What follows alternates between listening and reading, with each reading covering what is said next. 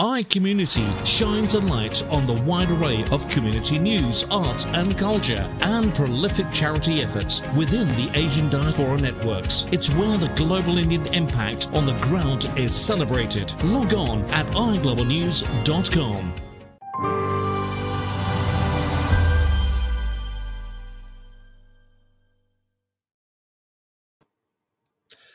Hello, and a very warm welcome to today's session of the Living Bridge Conversations, the live series brought to you by iGlobal, your multimedia hub for and about global Indians. It's great to be with you, by the way. I'm Tony Patty, and I'm your host for today. And I'm joined by Hanuman Dass, the founder and chairman of Go Dharmic, an international humanitarian movement for compassionate action based on the idea of Dharma. So I am really looking forward to my conversation with Hanuman today. Hanuman, a very warm welcome to you. Thank you so much for joining us today. Thank you and welcome to the show.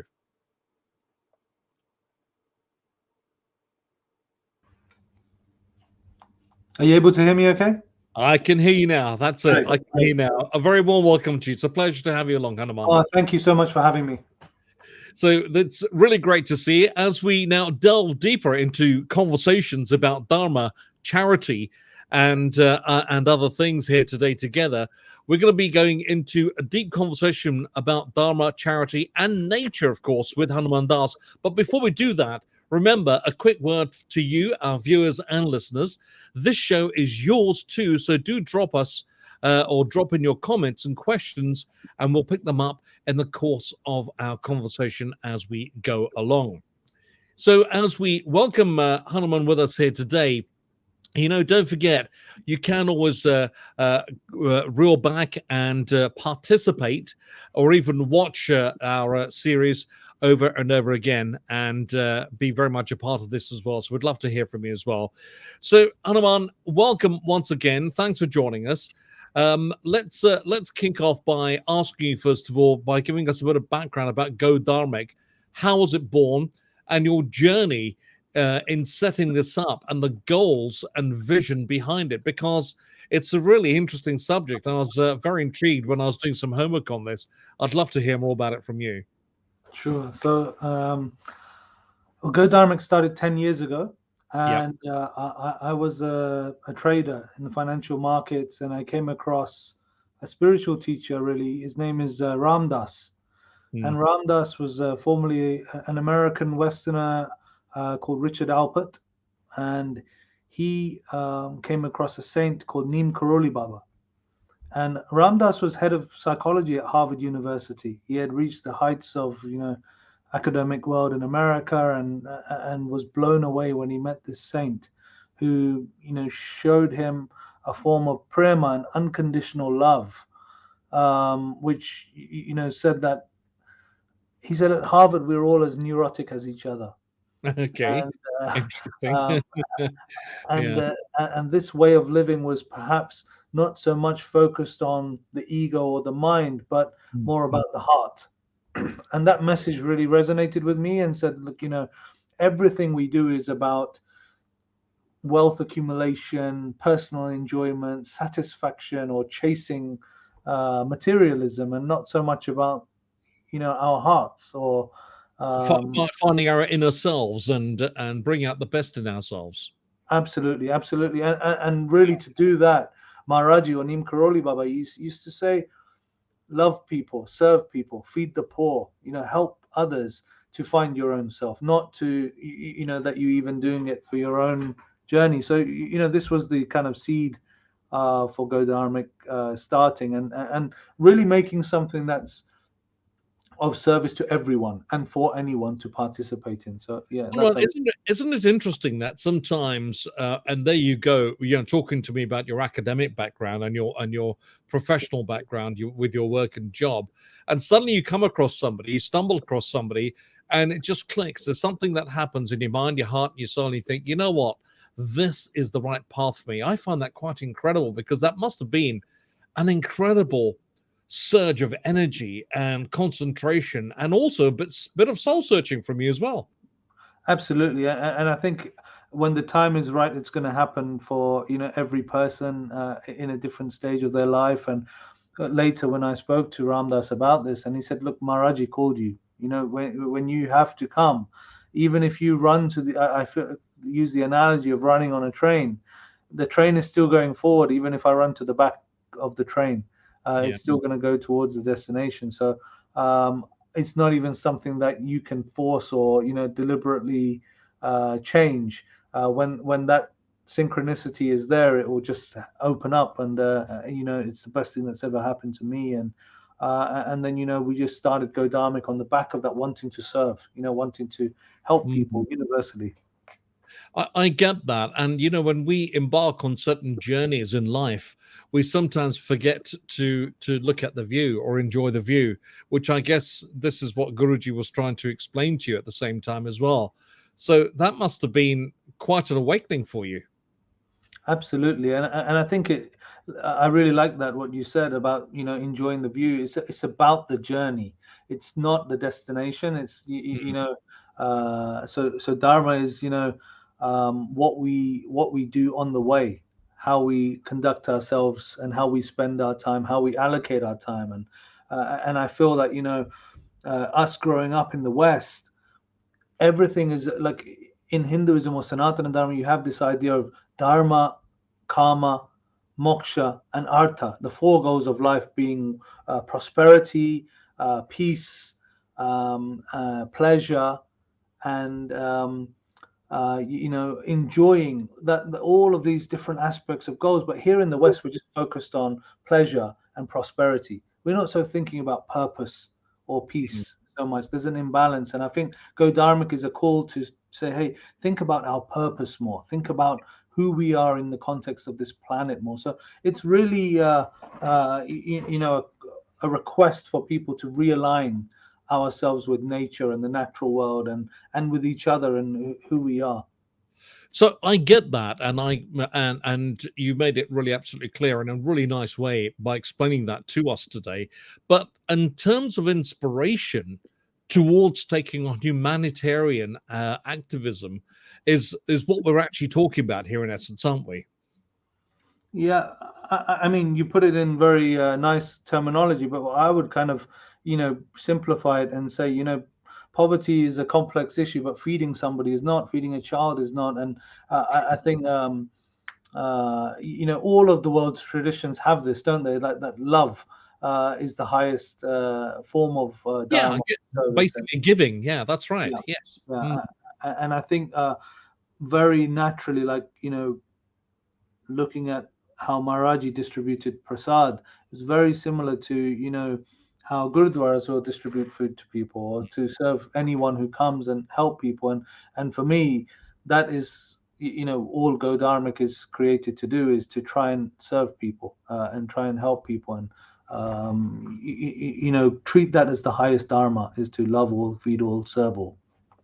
And whilst you do that, you get a tremendous feeling of satisfaction and calm about you within yourself. Am I right? I mean, I think we benefit a lot more than the beneficiaries in many ways. I think the people who are doing the feeding, they are the real, getting more joy and more satisfaction and more peace from it, because you're not focused on yourself. You're not, up here in the mind. You're just sharing heart with someone, and I Yeah. think that's what we're trying to create and share with people. Mm. In the UK, we have in a city like Glasgow, where we COP26, where I was there a few weeks ago. I was just going to ask you because you were there, weren't you, not too long ago? Because there was something that triggered you to be there. Let's talk about that.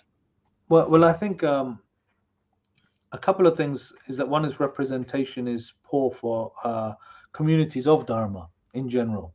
If you think about uh, this being a conversation around global Indians probably represent 20% of the world's population. Mm. And yet at COP, representation is probably less than 1%. So the ideas emanating from India then are not represented at such forums, like ahimsa, non-violence. Probably India's greatest gift to the world is this idea of causing less harm, or walking a path of less harm. And that's not present in COP26, where they'll be serving, non-vegetarian food, when we know that there's such a huge impact of animal agriculture on the environment. Yes. We need to be present and vocal about making this change. Otherwise, nobody will. It will just continue. So I think one issue is representation, and two is that I think the youth of today really get it, and I'm really excited by the way young people today will consider taking a vegan diet and thinking about nature and really choosing their life plans and futures in a way which is more holistic to previous generations, who perhaps my generation and my parents' generation are responsible for much of the damage in the world over the last 70 years. I agree with you. And do you think we might be just tipping the balance now? We're perhaps going in that direction that you seek and that you talk about. Do you think we might just be on the way there, the journey now? I don't know. I mean, I think we're facing the greatest humanitarian crisis ever. With the climate damage, we've lost 50% of the wild world in the last 70 years. We are causing, huge increases in global temperatures through the way we all live. Yes. And within that, there's huge poverty. More people have a smartphone in India than they have access to a toilet. There's children. 2 years schools have been closed in India. Think of the psychological damage of children, and and the no social interaction, no education, and there's a real stumbling block there of moving forward, right? Yeah, so I think that there's definitely difficulties, but I think also in what we will refer to as Kali Yuga, or difficult times. Yes. In the dark night, you see the brightest stars. So you see beautiful seva happening. You see a lot of love. You see a lot of compassionate action, and rather than predict or feel down about anything, just do whatever we can. Just go out, serve people, feed people, plant trees, do the work we can do, and encourage a little bit of happiness in small moments. So that's the plan. Very well said, and I certainly agree with you and understand that. We are talking with Hanuman Dass, the founder and chairman of Go Dharmic, an international humanitarian movement for compassionate action based on the idea of Dharma. And if you have just joined us right here on the live Living Bridge Conversations, you're very welcome, and we thank you for joining us. We'll be back, and we'll be continuing to talk with Hanuman in just a moment after this break.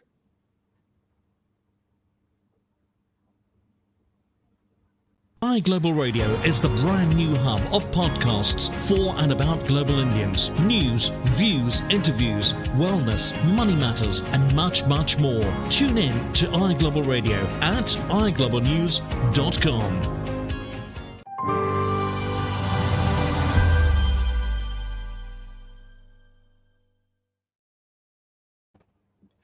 And so a little bit about these Living Bridge Conversations, which I've been talking about here. And these have been curated by iGlobal to bring you many such Dharmic discussions and inspiring stories. And we also cover foodie recipes, musical journeys, energetic fitness routines, festive fashion, and much, much more. So make sure you stay tuned at the iGlobal social media channels for updates on our regular streams with an array of guests that embody the British Indian diaspora living bridge. And of course, you, our viewers and listeners, are at the heart of these conversations. So do join in and join us with your questions in the comments box, and we'll pick them up as we go along. So we thank you for doing that, okay? Don't forget, this is very much your program, your show, and we'd like you to use it and be very much a part of it. We are talking with Hanuman Dass, and we're talking about Dharmic discussion today. And with that, Hanuman, let's get to know the author, Hanuman Dass. Please tell us about some of your writings and the thought process behind that, if you would. Sure. So we've written 3 books, I've co-authored 3 books with Dr. Nicholas Sutton, who's head of continuing education at Oxford Centre for Hindu Studies. The 3 books are Power of Dharma, which is really about the idea of Dharma as a universal for all humanity, not for just brown people. not for just Hindus, not for just Sikhs or Buddhists or Jains. This is for all of humanity, for the earth, for all living beings, including animals. So that the concept of Dharma and what we can do. So it's a foundational book for charity work. The second is called Pearls of Wisdom from Hinduism, which takes verses and excerpts from many texts and tries to relay through that sangraha of texts the idea of Dharma without laying it in rules, Sanatana Dharma. So the third is called simplifying it for people to understand and absorb what's written there. In very bite-sized verses. So it may be that somebody just finds one verse that they find, and they have like the Sanskrit words for chant. So I'll share one that I always love. It's Adroha Sarva Bhuteshu Karmana Manasagira Anugraha Cha Danam Cha Satan Dharma Sanatanaha. So like little verses like that people can memorize and make their own. And what it says is never displaying malice towards any living being through actions, thoughts, or words or deeds. Acts of kindness, giving in charity. This is Sanatana Dharma. So encouraging a more holistic way of life, understanding of tradition, not just the practices, but the actual core philosophy and ethos underpinning that. Because I think as a Kabir said this wonderful verse that it's easy to dye our robes orange, but not to dye our heart. To kind of relay the underpinning knowledge of tradition. Why is it that we've embarked on a lifestyle of hate, of envy, of selfishness, material gains, and we don't have enough of these scriptures and these dharmic scriptures that you talk about with us today? The world has certainly changed and changed dramatically over the decades. Yeah, I think it's a difficult question. I mean, I think with the pace of life and we just are becoming more and more individualistic. Like the family unit is shrinking. Yeah, I agree. We're not. Whereas the whole idea of Vasudeva Kutumbakam is the whole world is one family. Now, the more we isolate that, and to the end, the family becomes just one person, or perhaps one's partner, and then not even the children are as close to the parents anymore, or grandparents and so on. Whereas I think the whole idea in reverse of that is to expand your family. That it's not just you and your immediate brothers, sisters, but your cousins, your friends, extending the town, the village, the city, the world, until you see no difference. And I think that's the I was just wondering, Hanuman, and sorry to go off the beaten path here, my apologies, but I was just wondering if the internet age and perhaps even social media might have something to do with this. Yeah, I mean, possibly, but I also think, I really believe that whatever we bring to a text or to money or to the internet is we increase our own consciousness in that platform, whether it's money is neither good or bad. It's how we use that money for resource. Same with the internet has helped us grow Go Dharmic. It helped the youth get their voice out. It helps developing countries to share what's happening in difficult regimes. So I think if we go back to ourselves and our own mind and heart, and then bring that into the world, it doesn't matter whether there's internet or not internet. We will use it for good. Yes. No, very well said, and very well answered, may I say. But we actually have, I'll share with you, we have an app. We've developed a Go Dharmic app, and that app is about creating a community of people who come together for the cause of, not for sharing pictures of cats or for discussing negative stuff, but to actually help people. Come here to serve and help people. When you want to spend that, then you've got a specific digital home to try and create strength of service. I'll endorse it because I'm part of that. And oh, great, wonderful. I will totally endorse it here publicly, which is great. We're talking with Hanuman Das, the founder and chairman of Go Dharmic, on our Living Bridge Conversations today. And Hanuman Das explains about, in our discussion, about leading a better way of life, and how Hanuman himself was inspired to lead a different way of life to the one that he was used to, either educated in and also grew up in and also worked in as well. And here he is today, in complete contrast to that, leading an entirely different lifestyle. Let's talk about Shaping the Future, Hanuman, if we may, because Shaping the Future is an initiative you have with schools, and would love to learn more about that from you and talk about some of the active projects that you're actually leading right now. So the greatest way to change the world is to educate children, particularly girls who don't have access to education. Right. So we have developed more than 100 school libraries in schools that have no facilities. Like, they're just literally a bare shell. We compare them more to a prison cell than to a school. And one of the things that shocked me the most was when you go there and you see the conditions of the toilets, particularly for girls, and it's like horrific. And then you think, we can do something about this, and it doesn't take that much money to actually change the conditions if we care enough. So Shape a Future is all about going into schools which don't have good facilities and giving them the tools and the support to bring confidence and happiness and joy, make those spaces fun. Like, when we think about how we decorate our children's bedrooms, we want children in India and other parts of the world to have access to places, safe places where they can learn. And another initiative is with Click to Learn, where we deploy digital education via smartphones because schools have been closed for such a long time. We just need to get education to those children in some way. It's not good that for 3 years they can be just closed and kids just sitting at home doing nothing for 3 years. So these are the main education projects. So that's really great. So what sort of traction have you had over a period of time with this? Because it's a great initiative. It's never enough. You and I know that, because we could go for time and eternity in helping humanity, but making small steps at a time is what it's really all about. So how much traction have you made on this already? And give us some more of your success stories, if you would.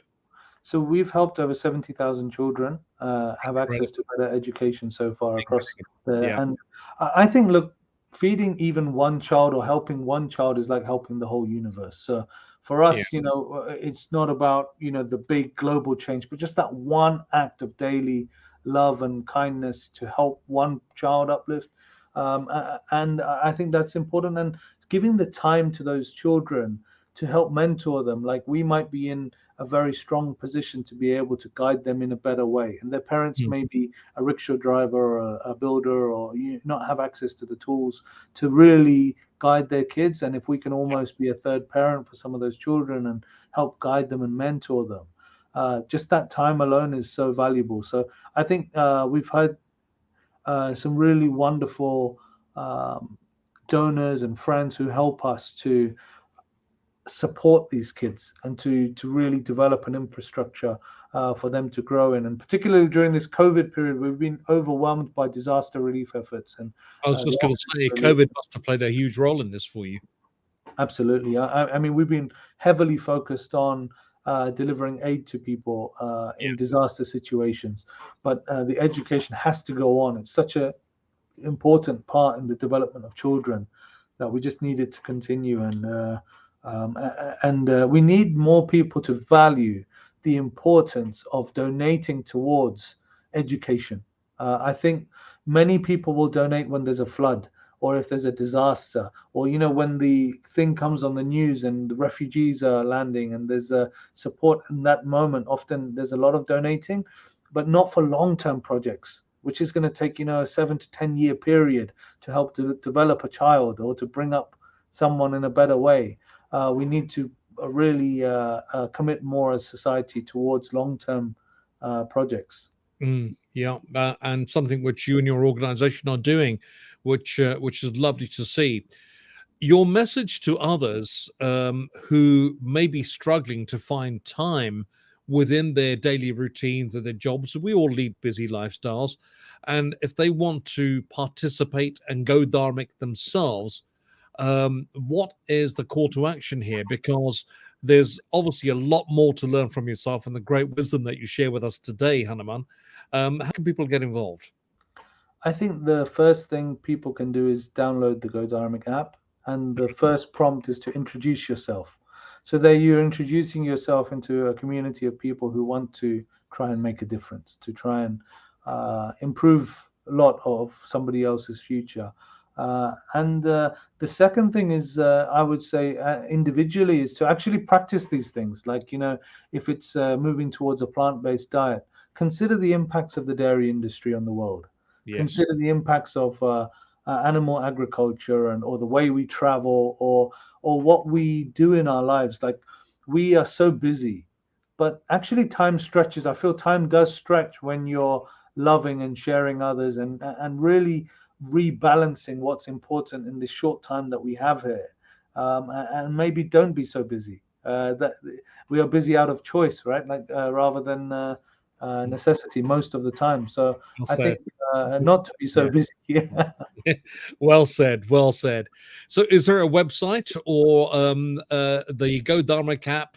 Where is that available? How can people get hold of it? And how can people get involved with yourselves? Sure. So there is the website is godharmic.com, godharmic.com. And the app is available on Apple as well as Play Store. And we are just in the process of launching a £1 million fundraiser campaign, which we're hoping to raise in 36 hours. So what we need to do is really get people who can... Wow. Yeah, it's going to be a big effort. It's going to be a huge effort. When is that happening? That is happening on March the 6th for 36 hours. Okay. And we're looking for companies, individuals, families, friends to come together and help us.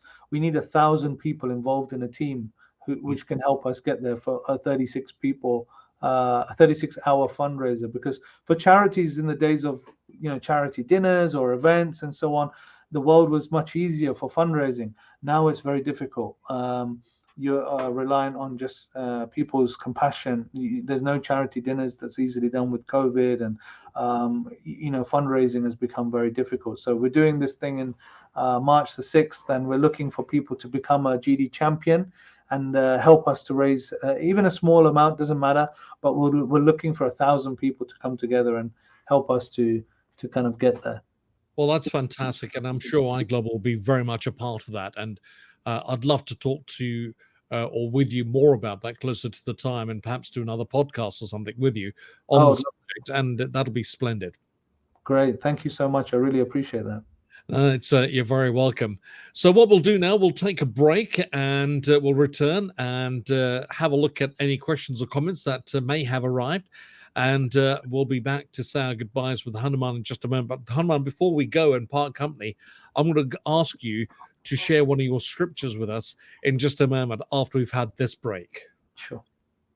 iEntertainment is brought to you by iGlobal for all the latest film and series reviews, story interviews and cinema listings covering Bollywood and beyond to reflect a truly pan-Indian entertainment spectrum. Check out the latest at iglobalnews.com.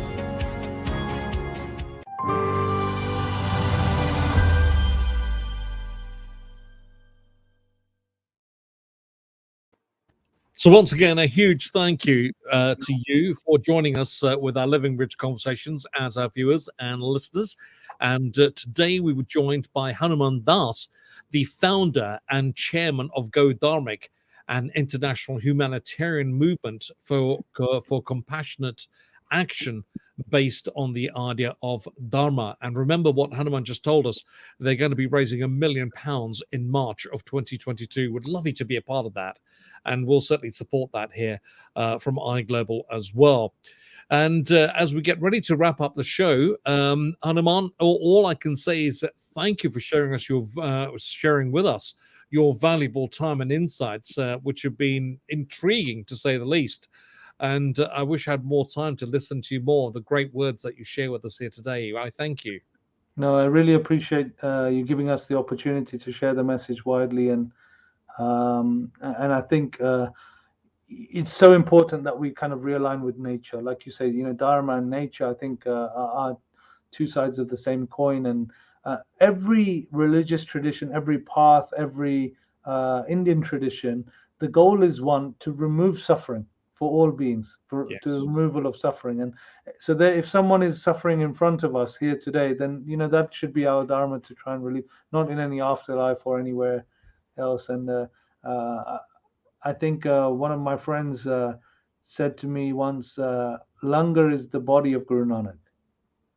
And that I always remember that, when we are serving people, we're actually serving that divine to people. So, beautiful, isn't it? Absolutely beautiful. Yes. So that's something we hope to carry forward. Would you like me to share a verse from the text? I would absolutely love you to do that. Thank you. Yes. So this verse in particular comes from the Mahabharata, the ancient spiritual epic of India, and it is spoken to the king Yudhishthira, and it's ahimsa satyam akrodo danameta chatushtayam ajata shatro sivesva dharma esha sanatanaha. And it means not harming, truthfulness, remaining free from anger, and charity. These are 4 practices which you must adhere to. This is the Sanatana Dharma. Wow. Very deep indeed. Hanuman Das, thank you so much. It's been a pleasure and a privilege and an honor too, talking with you today. Thank you so much. No, thank you. I really appreciate the opportunity. Thank you, Tony. Thank you. And so that's the end of today's show. And remember, you can also play back any of the past sessions under the video section of iGlobalnews.com, or on our Facebook and YouTube channels, of course.